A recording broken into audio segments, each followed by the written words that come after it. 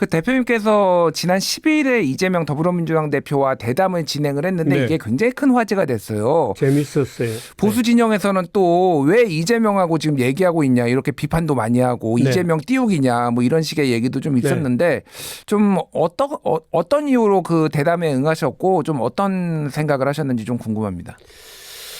아니 전 원래 언론인 출신이고 지금도 언론 활동을 하고 있습니다. 언론인이라는 것은 취재 성역을 두거나 금기를 두고 있지 않죠. 예. 그래서 누구든지 만날 수 있고 만나야 한다고 생각합니다. 그 이재명 대표는 그야말로 지금 뉴스의 초점이기 때문에 당연히 만나게 되는 건데 문제는 이제 지금은 특히나 양쪽 진영이 그야말로 증오심, 상대방에 대한 분노, 적개심 뭐 이런 것들이 이제 지금 한국 정치를 양단하고 있죠. 예. 그러니까 보수면 보수대로 또는 진보면 진보대로 좌면 좌대로 우면 우대로 완전히 자기 진영 안에서만 얘기를 합니다. 얘기를 쓱 하면 변절자가 되죠. 그래서 제가 이재명 대표하고 얘기를 하러 나갈 때 야 이거 얘기를 마치고 나면 변절자라고 하는 혹독한 공격들이 있을 거라고 예상을 하고 나갔습니다. 물론 굉장한 후폭풍이 있었습니다마는 저는 그것도 다이나믹한 경험이라고 생각하고 있죠. 재밌었습니다. 그건 여러 가지 이제 그날 얘기 중에 제가 했던 것이 이제 박근혜 대통령 탄핵 과정의 여러 가지 불법적인 또는 증거 조작과 관련된 말하자면 잘못된 탄핵에 대한 여러 가지 문제를 지적을 했고 이재명 대표 어느 정도 거기에 대해서 시인을 했어요. 그다음에 제가 이제 요구했던 게 이번 그 탄핵을 정리하는 과정에서 12월 2일 날 3일 날 불법 계엄 사태가 벌어졌는데 지금 벌써 4월이잖아요. 그런데 이렇게 오래 걸리는 이유에는 민주당의 때는 이때다. 이제는 완전히 승기를 잡았구나 하는 소위 점령군 같은 일처리에도 굉장히 한몫을 한 거다. 바로 그런 태도 때문에 보수 쪽 국민들이 그야말로 역설적으로 단결해버리는 오히려 보수가 더 굉장히 지지율이 올라가고 또 그 국민들이 단결하는 아주 특이한 그 역설적인 일이 나타났죠. 그런 것은 민주당이 마치 이 윤석열의 이 불법 계엄을 이건 뭐 정말 뭐 천우의 기회다고 평가한 말하자면 태도의 과잉된 태도라든지 또는 이 문제를 정말 민주주의에 대한 위기로 받아들이기보다는 말하자면 자멸하는 어떤 그런 그 정치적 승기를 잡는 기회로 봤기 때문에 이 문제를 잘못 다룬 거다 하는 요지의 주장을 했고 그 문제에 대해서도 그 이재명 대표가 그건 상당히 우리에게도 책임이 있다. 분명히 과잉이 있다. 또 이딴 그 줄탄핵이라든가 이런 데 대해서도 민주당이 반성할 대목이 있다. 이렇게 얘기를 했죠. 그래서 좋은 얘기들이 많이 주고받아졌어요.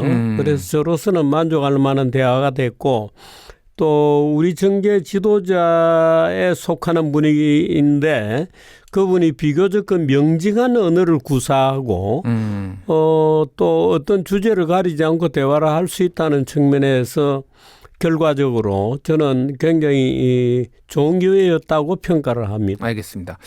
그런데 이제 특히 이제 보수의 본진이라고 할 수 있는 국민의힘 이쪽의 분위기는 최근에 이제 그 박정훈 의원이 국민의힘의 주적은 이재명이다. 친한과 친윤이 지금 싸울 때가 아니다. 뭐 이런 얘기까지 할 정도로 이재명 주적 이런 말을 쓰죠.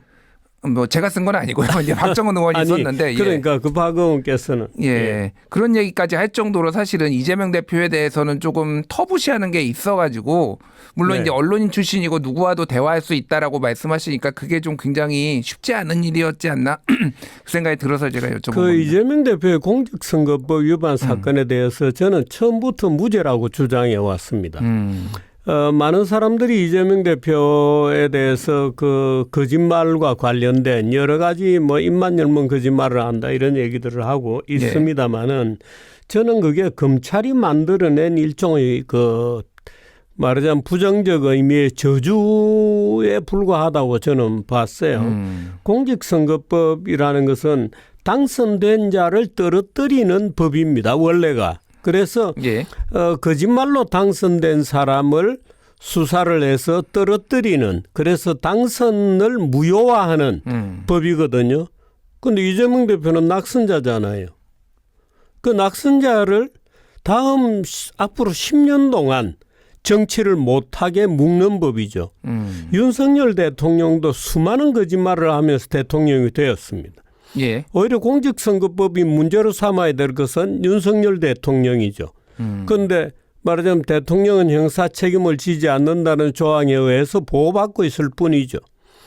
그렇다면 낙선자에 대해서 그것도 주관적 진술, 내가 누구를 안다 모른다에 대한 얘기, 그것도 검찰 기소장의 조작을 둘러싼 굉장히 말이 많습니다. 나는 김문기를 개인적으로 모른다. 그 한 건데 개인적이라는 말을 빼고 나는 김문기를 안다 모른다 문제로 몰아갔거든요. 검찰 기소장은 그렇게 돼 있습니다. 조작이죠.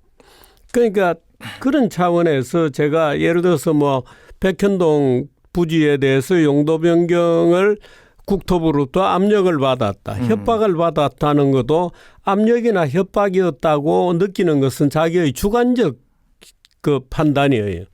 주관적 인식인 겁니다. 그러니까 내가 김문기를 안다 모른다도 주관적 인식이고 이런 주관적 인식에 대한 어떤 진술을 객관적 사실에 대한 진술인 것처럼 해서 소송을 걸었던 거죠. 그래서 제가 다른 영국이든 미국이든 어디든지 선거 과정에 있어서는 철저하게 표현의 자유가 보장이 되고 말하자면 상대방을 말꼬투리를 잡아서 거짓말로 단죄하지 않습니다.